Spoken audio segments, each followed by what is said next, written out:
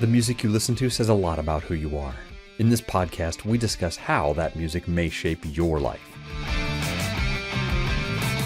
We talk to normal people with a love for music and people that are in the music industry in one form or another. My name is Craig Seibert, and we want to know your music story. Welcome to Music Musing.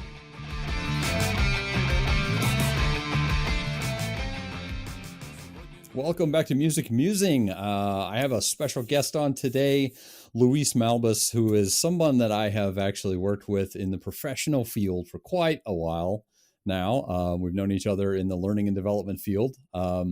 He does represent TLDC, learning and development entity. He also works for O'Reilly Media. But through our connections, and as you can see in the background of his video, we definitely have touched on music as well and kind of made that connection as both players and aficionados of music. Luis, thank you for coming on. I appreciate you being here. My pleasure. My pleasure. And we're going to dig deep into to the music, how that came into your life, where you are now, because I know you got some interesting things going on with current projects that you've put some stuff out on. Sure. But let's do this. Let's talk about TLDC and how that gets out there real quick first, and then we'll kind of move into the media side. Totally. So TLDC, the training, learning, and development community, right? So as you know, like started in 2016 or so, and it was me and Brent Schlenker and Patty Shank. We all got together and we're kind of like coming up with this idea. They're all just a group of people. We all were colleagues working for another media entity in L&D. And I had actually left my old job. I was sort of trying to figure out what my next step would be and ended up connecting with them. And they had some ideas, I had some ideas. And so we built this thing where we were going to just start kind of doing some of the things that we were doing before, which is producing conferences and events and just staying active within that space. Yeah, and creating a community was, I think, the biggest part of it that I really got attracted to when you guys started. Yeah, it was interesting because I don't know of a real, like a very focused and concerted effort to do that. There were things where you can say, yeah, we're gathering people together, but not necessarily as much establishing a community, it felt like, or at least to my way of thinking. And so that's what really interested me about it, because no matter what, whenever I go to live events, be they music or, or a tech event, anything like that, you end up like really just loving the people that you're around, yeah, the people meet. And that's something that I wanted to continue to sort of nurture. And that was the energy behind TLDC. Well, and I think that you just really touched on a good point there too, is that really carries over with music. I mean, when you talk about, I know I'll get to this question in a few minutes, but I'm kind of assuming you've played with some local bands or played with some bigger name bands. And when you get into those bands and you go out and play in the community, you usually start playing with kind of the same bands here and there. And you start kind of meeting the same guys and kind of hanging out with the same guys, and you kind of build that community and share off each other. And we'll get to that, but let's circle back. So music's a big part of your life. Obviously, you've been playing it. You can see a lot of guitars back there. If people look you up, you can see that you put some time in on music itself. But where did that start? Where did you get influences when you were younger of music? How did those influences come to you? Yeah. And I've listened to other guests. It seems like a pretty common reply is that, it's family, right? Yeah. It starts out with a lot of just growing up and surprisingly, like for me, I actually have music on both sides of my family, on my mom's side and my dad's side. Okay. My mom, I grew up, like right after dinner, most evenings she would sit down at the piano and play. And as a child, that was one of my favorite things, was to be able to sit next to her or near her and then sing along to whatever she would play. It was really, really cool. And my sisters were all into music. And of course, it just sort of, transferred over to me. My dad, and so my mom's side had, in the Philippines, lots of music in the family, like, okay. Sort of active, very active composers and performers and stuff. My dad's side, his mom was an opera singer, and I didn't really know her from that way very well. Okay. But she came to the United States to go to music school, and she studied to be to be a vocalist. And but I didn't really, that piece of it wasn't as influential in my coming up. It was more my mom's side, Okay. but still the whole music thing was still there. So you mentioned your mom's playing piano. What's she playing? Is she playing like traditional music? Is she playing rock? Is she playing blues? Yeah, you know what? When I was growing up, it was interesting because I thought about this recently, but I would actually get to go with her to the music store, and she would say, "What do what sheet music do you want me to buy?" Cool. Because that's what she would do. She was a sight reader, and she would like play on the piano like whatever I wanted. And I don't even know if my sisters, they weren't into it as much as I was. Okay. So I would ask for like Elton John and Billy Joel and Barry Manilow, and just Nice. basically a lot of it was all these like 70s kind of pop music, Yeah. because that was stuff that she also was into. And so I can definitely remember sitting there, like singing along to, to Elton John, or I Write the Songs by Barry Manilow, and just all these different sort of pop music from that time period. And occasionally we get into some of the newer 80s stuff, but mostly it was more 70s. That's interesting because, you're right. A lot of people do tie it back to their family. And I think that, with me doing a lot of these interviews, obviously you're going to see some trends, but I think it's also how people absorb music is they're usually put into it early from their family. But it's odd because a lot of the people I've spoken to, their families are usually looking back at the music from their childhood and wanting to listen to them play to that. But it sounds like your mom was like really contemporary, like up to the new stuff. Pretty hip. I mean, she would listen to it was really kind of the pop music at that time, but she does favor, some of the older, some older stuff. Okay. Like she'll listen to, things from I guess the 50s and maybe early 60s and stuff, but at that time those are the things that she that she was picking up for us to listen to. And my sisters were they're older than me, so they were really into Michael Jackson and Journey and that kind of stuff. And so that would seep into sort of my audio listening experience as well. So I was starting to get into that because I'd hear them listening to that. And then also a hugely influential piece of music for me was the Jesus Christ Superstar soundtrack. Oh, really? Yeah. Okay. Yeah. That was a big one for me. Major. It was basically like, that was my world when I was, 5, 6, 7 years old. And I think that's probably where the guitar came in. That's early. Because I was listening to that fuzz from, yeah. Like there's in the beginning, that first song where Judas Iscariot is like running up and down these hills, and there's this crazy guitar going in the background. That was like, that rang, that still to this day is one of my favorite pieces of music ever. That's awesome. So you did get interested. That was kind of my next question is, obviously through your mom playing piano, did you actually learn piano at that age, or did you jump right into guitar? This is weird. I mean, she'll probably hear this and like not be happy about it, but they didn't want me to play the piano. Actually, there was a piece of them that didn't want me to really, they actually didn't really want me to play music that much. I was in the same boat. My parents are like, yeah, it's never going to go anywhere. You have to waste your time. Yeah. You should be, focusing on school, doing that kind of stuff. So I know exactly what you're talking about on that one. So, but you did like the guitar early. You did. Well, how soon then did you pick it up? Well, it took a long time. This is a good one. This is one of those two roads, diverged. Yeah. It was actually not until I was 17 where since I was really young, I would fantasize about being in a rock band, but mostly about singing, right? And so way early, all my buddies were into Kiss, right? But I wasn't so much into Kiss. I was more into like what my sisters like, Pat Benatar, Journey, that all the 80s stuff. Corporate rock stuff. Yeah. Right. But then when I hit high school, um, I had a Walkman, and this guy I know, this kid, Richard Russell, he's like, dude, you got to listen to this on your Walkman. Put your headphones on and listen to this. And I'm like, okay, put it on.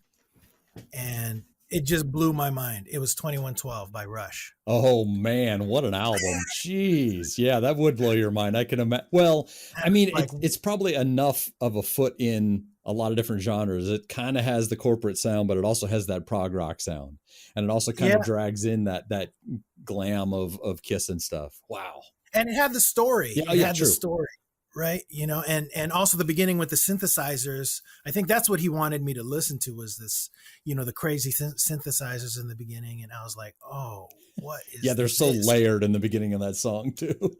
Right. And so ordinarily I was listening to 80s pop, but then all of a sudden he pops in this, 2112. And then after that, moving pictures. And then all of a sudden I'm like, I got to play the guitar. I got to play the guitar. But then I told my parents, I'm like, I want to play the guitar, but I also want a computer. And my dad actually said, okay, look, you can't have both for your birthday, for your 17th birthday. You got to pick one. And so I said, okay, I need some time to think about this. Super hard decision in life. Computer, right. Guitar. Computer or guitar, because I had friends that were bringing over like some old computers, the cassette kind of computers. Yeah. Like this was a while Commodores and stuff. Exactly. And I was like, oh, I really want something like that. And we were building little programs while after playing Dungeons and Dragons and listening to Rush, we were also like, building programs or coding. And I made the decision to go with the guitar. And so, and that was a tough one. And what was it? Oh, it was an Arbor Voyager. Terrible. Could barely stay in tune. It was a horrible guitar, but I lived in a small town in sort of Central California. Yeah. There was only one music store, and that was the guitar I got. And, but my mom signed me up for lessons, and I took lessons for a year. And, at the time, I was really, really focused on it. I wanted to get good on the guitar. And yeah. And I literally used to my old guitar teacher used to be next to a church. His studio was next to a church. Okay. And I would literally go into the church and pray with my guitar that I could be a better guitar player. Wow. I would go to my guitar lesson and then I would walk home. I can just see that in my head, the image of you just kneeling down. Please help me with this guitar. Yeah. And it took a while. It was mostly like power chords and stuff. Well, I would just through dinner, I would just hold on to chords in my fist and try to figure this stuff. That first year was really transformative. And then and then just went. So did you go the sheet music route? Did you go to the tablature route? Did you go the just listen and play along route? Yeah, he would this teacher, well, it was interesting because he was actually really religious too. Okay. So he wouldn't teach me any Rush because he felt like that was not like the best influence, or Led Zeppelin or anything like that. And so the stuff that he taught me initially was he would actually tab everything out for me. Okay. And so he's like, here's a good song. Why don't we try Summer of '69 by, Bryan Adams? And so I learned that. And, and he's like, what else you like? I'm like, well, I like Journey. I like Pat Benatar, and so he would work these things through and then I would learn them, and he was an incredible guitar player. He was more on the jazz side of things. I mean, he definitely had rock chops, but he was very, very jazzy. But he was a great teacher for a year. And then after that, I bailed because I needed to play some forbidden music. the harder stuff. You moved on to the harder stuff. Yeah. So again, you actually did you start buying Guitar Magazine and going tab, or did you actually just listen on headphones and kind of play along? Well, played along mostly. And then pretty much right after that, I joined a punk band. And then I stopped really, well, I could still figure stuff out, but mostly that's when I just started writing. Okay, so you were in a band that actually played originals from the start. That was kind of where I was going to go down that route, but you kind of cut that off. So a lot of times, kids our age, 17, 18, 19, when we get into the guitar, you want to get into a band and usually you're playing just whatever's on the radio or the best things you can Yeah. possibly do. In fact, a lot of bands do that nowadays too. But I was the same way. The band I got into, we played one or two covers, but we started writing music almost immediately. Was that Mhm. something that the whole band made a conscious effort to do, or was it just something that you wanted to do? I think the whole band kind of did it together. Cool. But at the time, and this was like in the mid late 80s, it was all like, it was a lot easier because, well, punk was sort of making a real push at that time, still underground for sure. Yeah. But really, you're only talking like 2 or 3 chord songs. Right. And so when we were figuring stuff out, it would be really easy for us to, to put together like to copy a song from a band and say, hey, we can actually do this. But then it wasn't cool to cover other punk bands. It was cool to write your own material. Right. Yeah. And we had a lot of energy. We had a lot of stuff. We were teenagers. We were mad and we wanted to tell the world. And so it's like plenty of fuel for the fire. Yeah. So we're just like, let's just come up with stuff. And we were writing basically a lot of protest music, how angry we were about stuff. And we're part of a pretty active sort of skateboard kind of community. Yeah. And initially we started out, we were straight edge. None of us drank or partied or anything. We're just into playing punk, Yeah. and, doing our own thing. And I think that's where I really got good. And I had a drummer at the time who was a fantastic drummer. Okay. One of the best in the area. And that really helps when, having good musicians to play with. Having good musicians to write with is really the big thing. Cause I think that's what I ended up with my first band, is I had an amazing drummer. In fact, I'll probably have him on here at some point in time, but when you can play off, especially if you're a rhythm guitarist, you can play off the drummer really well. It's kind of easy to write songs. So did you guys play local? Did you play any local clubs? Local, just at the time being in the punk rock scene, you kind of were playing halls. Yeah. And living room parties and backyard parties. But we got pretty good. I think that for the most part in the area, we were like the band for a while. And so whenever we would play, we had like, there was just a crowd and, kind of one of those things where you'd walking down the street and, people would yell at you and stuff because they knew who you are for being in a band. And you're like, whoa, how'd that happen? So just a little. Well, that conversation we just had at the beginning, though, did you start playing with other bands? You start meeting other guys that are in that I don't want to say the party scene and stuff, but did you meet other guys that were playing out? Sure. Yeah. Just, excuse me. It's just that whole scene, right? Yeah. And basically all the places that I've lived and I've gotten involved in the music scene, you really do that. You kind of start finding the people that are like you and you kind of support each other. You book shows together. Yeah. I mean, even now, like as old as I am, I'm still playing garage music in a garage, and like connecting with other guys and playing shows together at clubs and venues all over, wherever we can nowadays. Yeah. It's still pretty much the same kind of thing. And it's still just as fun. Spoiler alert, Luis is still doing it. Yeah.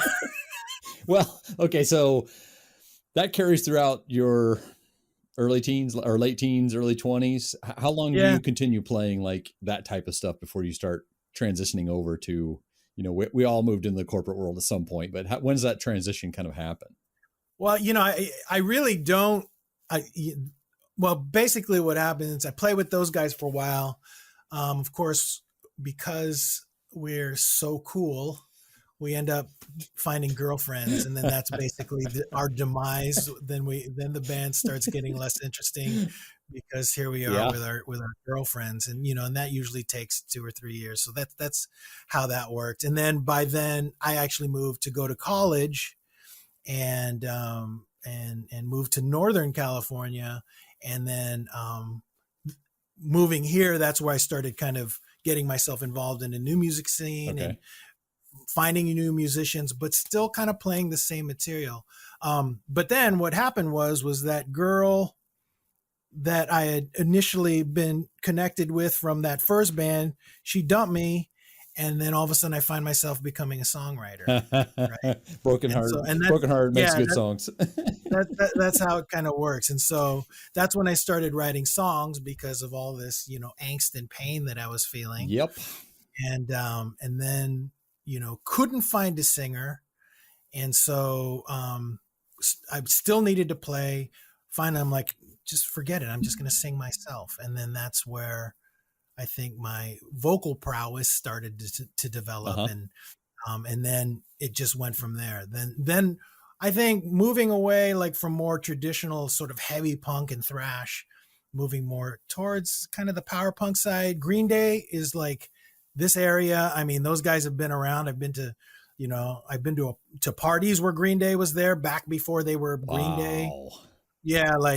Yeah. It was weird. I could think of one specifically. I'm like, oh, those are the guys from Green Day. What are they doing here? And it's because a friend of mine used to make T-shirts for them, so they were at the at his house party. It was just the first Green Day show that I went to was in a town nearby Guerneville at the River Theater.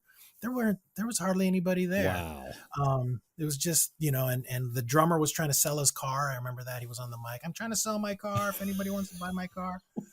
But it was long ago. But so power punk and pop was kind of making a thing, and I was sort of into that because I was really into the Descendants, and I was from Southern California, and there was kind of more of that Orange County sound that I was into, and so and so I started a band with some friends and started just doing that, and pretty much I'm still doing that. So you sound like you've touched a lot of fame in your area, and that's not uncommon for where you are. You got a lot of bands that come out of the that whole California area, southern, northern, on the coast, everything. Meeting Green Day at a party is just insane. But so were there any other interactions with other local bands like that, or even bands that turned out to be big, or bands that were big? I mean, those guys are so huge. Yeah, I know are now. That they would be that big. Not really. And I didn't really, I it was just sort of hanging out in the kitchen, talking to some guys kind of deal. Yeah. When they were around. But, I mean, I've met other successful musicians for sure. Cool. Within, I think that more than anything, I think just as I've gotten older, and I think that's where I started to meet other musicians of note. Okay. I think it's as my preferences in music have changed or sort of like have evolved. Yep. That's when I started to meet more musicians that would have accomplished things. Okay. Like not that I searched him out or anything. I'm just related to him. But Pete Maloney, who was I've had him. Yeah, had him on our podcast. Yeah, yeah, he's my brother-in-law, and he also played on my CD, and he is he's definitely the best drummer I know. He's amazing. He's an amazing artist too. Yeah, he's really, really, really incredible. But then you just sort of like. If you're just out and about in the music scene, you just start to meet the people. They also get attracted to you too, right? Because if they know that if you're a writer, if you're a singer, if you're somebody that's taking it seriously, it just starts to come back around. You start meshing. You start meshing ideas. You start talking about ideas and stuff with musicians, and you can really tell, who's put their heart and soul into it, and who's just out there to kind of play for a buck. But let me circle back real quick though. So. You talked about influences just briefly. So I found that I did this as well when I was in a local band, and I was just kind of curious if you had the same experience. I kind of missed a lot of what was happening with the music scene at that time because I was so focused on writing and getting shows booked and getting into the clubs and making sure that we got paid, make sure that we got, our equipment in and out, and I, keeping my guitars in tune and stuff. Did you feel like you missed a lot from playing? Even, nowadays you feel like that putting your time and effort into the writing and the putting together music kind of keeps you away from some of that stuff, some of the local music, or I mean, some of the, current music?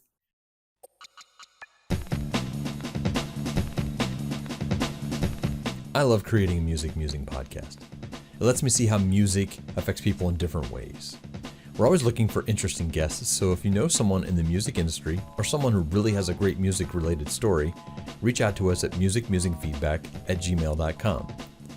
This podcast is produced out of my pocket, so if you want to help with that process, we also have a Patreon at patreon.com/musicmusing. You can join for as little as $1 a month, and we have some cool behind-the-scenes pictures and stories, and even a sticker. You could even co-host a show idea that you have rolling around in your head. And lastly, please leave us a great review on whatever platform you listen to your podcasts on. It helps us reach out to more people who may enjoy these conversations. Thank you for your time, and back to the Music Musing podcast. Right. No, I do think that I miss a lot of it, but I think that at the same time, for me and as a writer especially, I try to stay on my own path. Okay. And so missing out on anything isn't that important to me, as much as it is trying to figure out what's the music I'm hearing in my head, what are the Gotcha. what are the notes, and because I know that when I was playing a lot, I felt like I was missing out on certain things, but it sort of had to be an active choice for me to not. And I think it is. I think it is, as musicians, to kind of separate yourself, because for me, even there was even times where I felt like maybe some of that stuff was actually influencing what I was writing. Like I didn't want to get too into something, because then I start hearing that same progression or something in what I'm writing, and I didn't want to do that either. But so when you talk about influence, you talked when you're starting with Rush and kind of moving on from there and moving into that type of music. Is there a specific genre that you've kind of listened to, since you've started playing music? Is there a genre that you've kind of picked up and dropped off? What are your influences of music in general? Yeah. Well, no matter what, that 70s influence from my mom is always going to be, is always going to run strong. And I think it's something that is what keeps me sort of uniquely me, is no matter what, I'm always going to look for pretty much that solid melody and that consistent structure that was so typical of especially 70s rock and even going into the 80s. Yeah. So that's always been there. But I've gone through, when I got into punk, it was just so straightforward, be it the Ramones or Bad Brains or whatever. Yeah. It was just kind of like, that's how I learned to kind of be more in your face. But then after that, the girl that I was dating when I was like a punker, she was a Deadhead. And so that kind of changed everything for me, because I was like listening to Jerry Garcia and just the way that things were put together. I'm like, at first I absolutely hated it. I'm the same. But then I was like, wait a minute, there's something there. Yeah. And then she sort of like, she had a Jimi Hendrix cassette, and I started listening to Jimi Hendrix, and I was like, whoa. And then I really went through a heavy Jimi Hendrix phase. Oh, yeah. And yeah. I got heavy into Hendrix and Clapton, and started to sort of follow that thread of like kind of, I guess, I don't want to say, well, sort of like more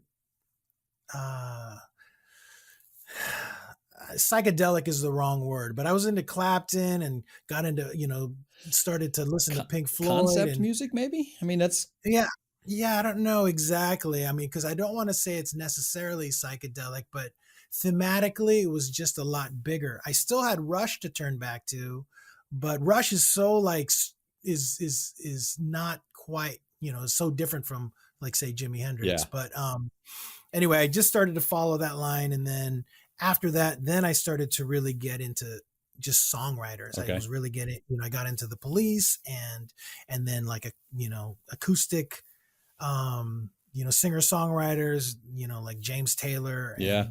and people like Sean Colvin, So you even did kind of Indigo dig Girls. back into older stuff that you kind of either weren't around for or that you were missing, in the early times you were playing. That makes sense. Yeah.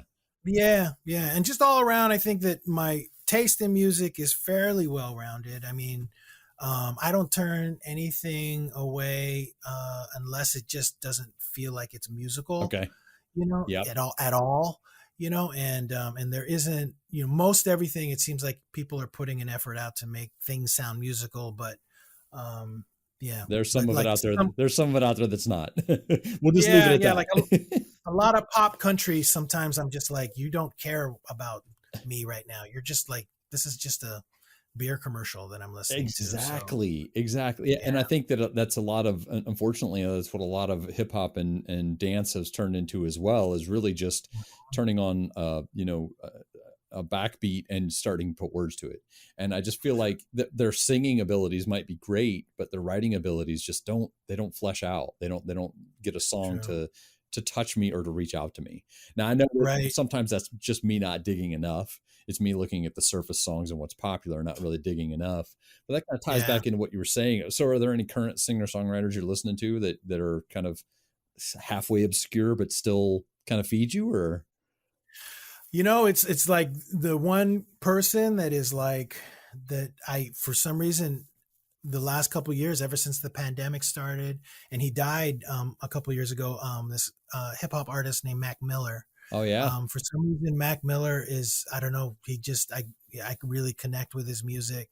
And that's surprising to me because I'm not normally like a hip hop Yeah. person, but I really love Mac Miller and Kendrick Lamar, that are both hip hop. Yeah. But then I don't know, my wife is great at introducing me to new music, and she shares with me some things. Like there's this band called Vetiver that I really like, and I don't know. Like for a while, I was listening to this woman, Soccer Mommy, or Soccer Mom. I've heard of Who's, her. yeah, we were that for some reason. I was like, I really, really like this, Well, and I tell you, before we get past that, I normally, again, I usually have like kind of three quick hit questions at the end, but I usually write them down 4 or 5 of them.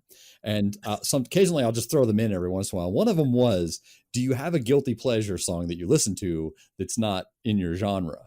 And it sounds like Soccer Mom might be filling that. well, I think I have a better answer for Oh that. no. I love Butter by BTS. Who doesn't? Who doesn't love that song? They play it all the time. You got to love it.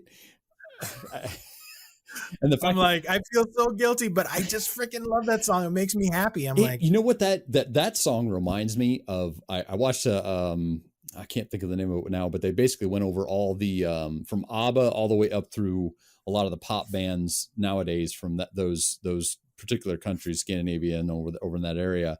And they talked about one writer basically writing a lot of those, and that one writer wrote a lot of this stuff in the States too. I'll have to look up and put a link to it, but it kind of reminds me of that feel. It reminds me of one of those songs that was written by somebody who knows the public, who knows the band, and who knows, what's going to sell. And it's yeah, so wouldn't be freaking surprised. catchy. It's so hard to get away from it when it comes on. I want to turn it off, but I just can't. So I'll go with you on that one. That I'll take that as a guilty pleasure. Nice, nice. So, okay. So your family kind of didn't want you to play. You got into playing, you started playing. When did they kind of accept that, or was that just kind of automatically accepted because it was just you doing it, or? Yeah, they just accepted it. I mean, I think me playing punk was kind of Oh tough, yeah. because so my family, like culturally, like the way that they sort of like Western music, I think is the expectation is if you're going to be a musician, you're going to be playing like hotel lounges and Right. cruise ships and bars and doing cover Weddings and music. birthday parties and Yeah, exactly. Like that's what the expectation is. Original music is not the thing. And it was cool because a few like years ago, I went to a songwriting conference in Hawaii on the island of Kauai, and I met some really incredible people there. But I was able to talk to some other folks of color, and especially like indigenous Hawaiian people, and they had the same sort of, the same story that I did. And that was the first time that I was able to talk to anybody about that. And it was a really big deal for me because I felt very isolated as a songwriter, because I just haven't met that many other, I Yeah. haven't met other Filipino songwriters, and I felt like I was just on my own. Yeah. Um, yeah. And so I think though, like my mom just is happy that I am playing music and that I'm trying to share it with my son, and that I'm somebody that, that is competent at it. So that part is good. Well, actually, then let's fast forward that to now, because I know that you've been working on something pretty recent. I think you released it. Did you release it all or just some of it so far? Oh no, well, that CD that I posted, you probably Yeah. saw it. That was actually one that I had recorded a while Oh, ago, okay. but I had not really. When I released it, it wasn't something. So it was a song. It was a group of songs, which you could find. I have links to it on luismalbas.com. Okay. But it was a group of songs that didn't fit the punk or rock genre. They were more singer songwriter Okay. songs, and what I did was I met up with a producer here in Northern California. His name's Ben Bernstein, absolutely incredible. And we went into the studio and we recorded 13 of these songs that were different for me. They were acoustic based, more, you would look at them as more on the folk side than anything. Okay. But he had these incredible musicians come in. Luckily I had Pete to go to, who's my brother-in-law, best drummer ever. And then I had, one of my good friends, his name's Rob Anderson, who was an accomplished bass player that I went to high school with. He's absolutely amazing. He came in, he flew in to play on the CD. And then Ben brought in all these crazy studio musicians to play on the record as well. And these were people that I like. There was no way in the world that I'd ever thought I'd be playing with people this good. And did you actually get to play with them, or did they just come in and do their parts? No, they came. Well, they came in to do their parts, but we did play some together. Awesome. Oh gosh, what's the guitar player's name? Dave something. He plays with. Oh, I can't remember any of the names of the bands. Just accomplished Bay Area musicians. Okay. One of them was the great grandson of like an Ellington. His name was something Ellington, and he played horns on on a few tracks, and just these amazing, we had bluegrass people and percussionists that I'm like, whoa, these are people that were like touring regularly and just were needing some side work. And surprisingly, I was able to afford their services, and they came in and just did some amazing things to my songs. And we can get that on your website, right? Yeah. Okay. Yeah. If you go to luismalbas.com, that CD, I'll link it. It's on Spotify and Apple and all that stuff. So I'll link it. I think I didn't understand the depth of that music. I have only breezed through it once, but I didn't understand what you just said about the depth of what went into that. I really kind of thought it was just kind of your headspace putting down and your headspace grabbing all these other sounds and putting them in, but I didn't realize it was that much of production. That's amazing. So where do you go from here? What's next? Well, I am playing in a rock band. Okay. Two other guys were called the Undone. They're guys that, have been in the local community for a long time. It was sort of, it's an interesting project that came up. I connected with them through Craigslist, of course, a few years Figures. ago. Yeah. And didn't know that I was going to, that it was going to end up being a rock project. They were just guys that were looking for someone to jam with. Yeah. And at the time I was like, I wasn't doing anything. And I'm like, I'll reply to the ad. And then I showed up and they're like, well, these are kind of some covers that we've learned. You want to play these? And I'm like, yeah. And then I'm like, I got some originals if you guys want to play something different. And they're like, yeah, let's hear your originals. And then they're just like, whoa, that's awesome, dude. Whoa, you got any more? And I'm like, yeah, I have a bunch of them. And then all of a sudden they're basically all my old songs, like again. That's awesome. So, yeah. So we're playing, we're out playing shows. Don't have anything scheduled right now just because we're getting over Omicron over here in Northern California. But I'm sure we were staying pretty busy, like, last year when things were open. And I'm sure we'll get into it again. So it's good. And we're talking about getting into the studio. We have like one studio sort of picked out somewhere near Sacramento, I think. But we have to figure all that stuff out. So we're going to get a punk album from Luis. Is that what we're going to get? It's going to be a rock. I'm It's going to excited. be a hard rock I'm album. Yeah. still excited. Yeah. No,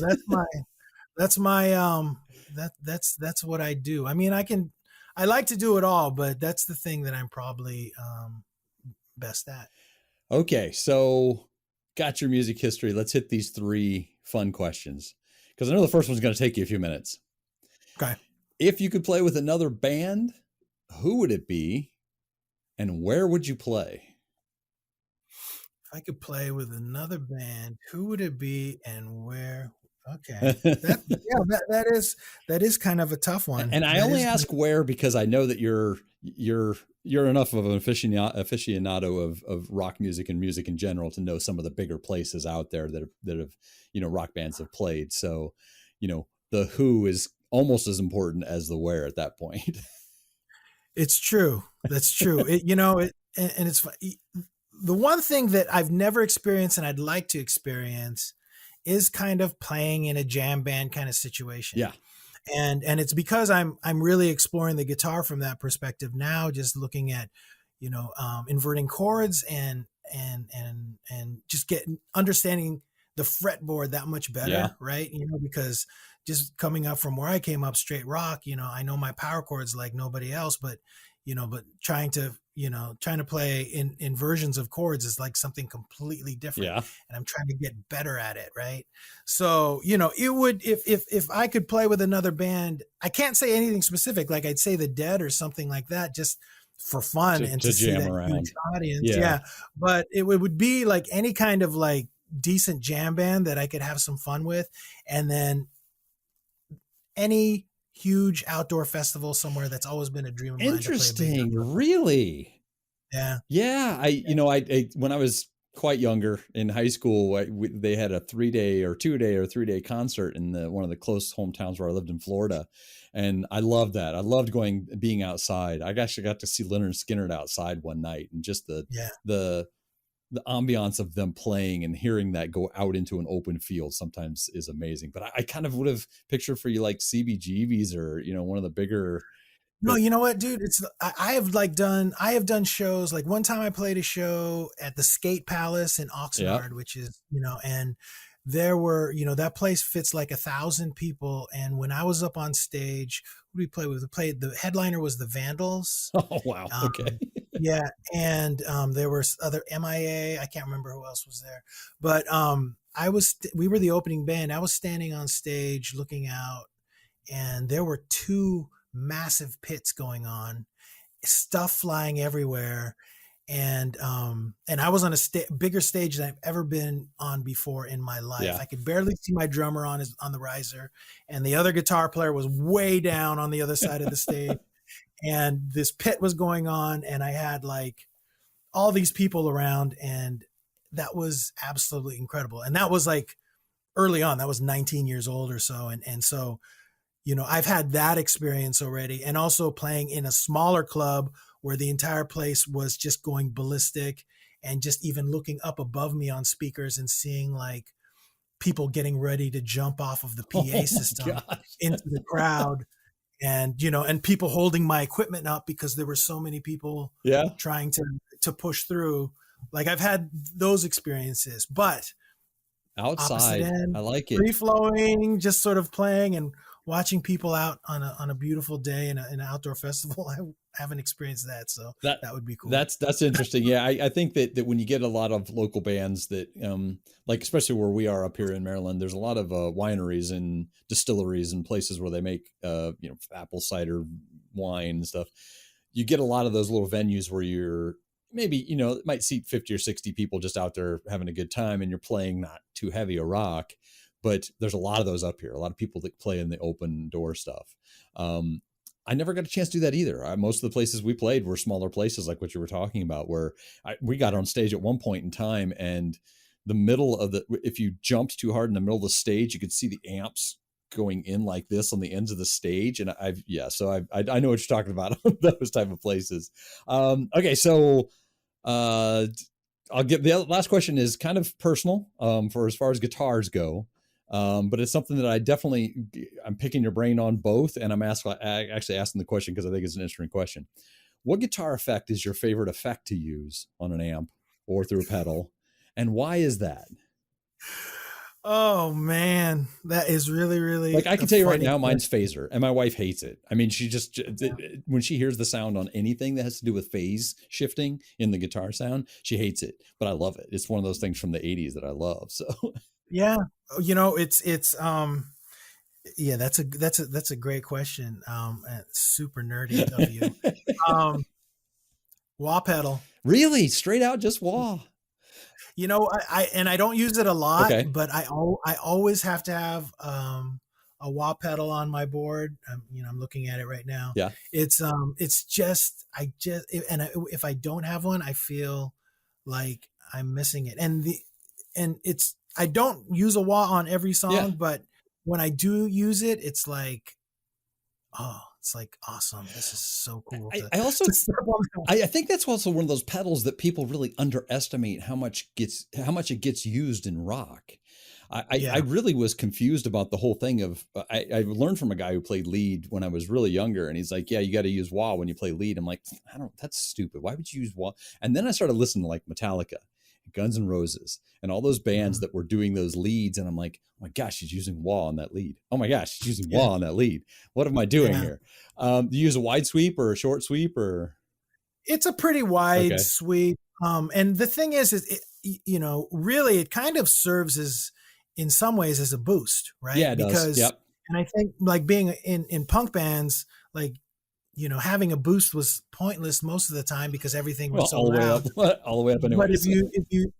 if you change, you know, your sound with a wah, like by creating just this weird talky sound, all of a sudden your work you will stand out in Yes. front of With, everything and not else. necessarily by volume, but just by variation of sound anyway. And you get a little bit of a boost with the high end anyways, when you start bringing that high end into it. If you lean towards the toe a little bit more, that does actually, give you almost an actual sound boost at some points. But you're right. It kind of Yeah. cuts through with that different sound, with a variation of sound when you've got something going solid and then wow, I would have never expected the easy one to come out of Luis's mouth on that one. What's your most hate? What's the pedal that you won't have on your board? Like, I used to be wah. It used to be one of those things where I never purchased a wah pedal. I really have a hard time with compression, and I think it's mm, mostly because most of the amps that I play through, or most of the guitars that I play with, I don't really need too much of that for the music that I play. But it's also one of those things that when I do need it, it's one of those things I just have a hard time understanding what it does. I mean, I mhm, understand it clips, I understand it cuts the tops and the bottoms off, but do I really need to do that, or do I just let it play? So compression is one of those yeah, things that if I don't have to have on my list, I don't have to. I won't put it in there. yeah, yeah. No, that's a good one. Is there one? That's a Is good there one. one you don't like to have on? Let's flip it Uh, around. no, well, I think for me, the one that I've never been able to get to work well for me is a chorus pedal. They always Yeah. seem to they just don't do that much for me. I would much rather have a phaser um, than have a chorus pedal. So Uh, I'll going off on a tangent, but have you ever tried to use a Healy box? no. I tried. Just leave it out of your repertoire. You'll never have to do it. Trust me. It is not something you want to experiment with. Unless you're going to spend like 7 or 8 hours setting it up and learning, just let it go.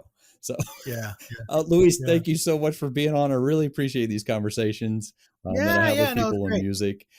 Again, I know we talked about it early, and we kind of talked about in the middle where to find you, but you want to give all those again where people can find all the things you do? Totally. Yeah. So if you are interested in finding me streaming, you can find me on Spotify and Apple Podcasts, all that. Just look for Luis Malbas, or you can go to luismalbas.com. Okay. Also have my stuff on Bandcamp. Okay. You can freely download and stuff over there.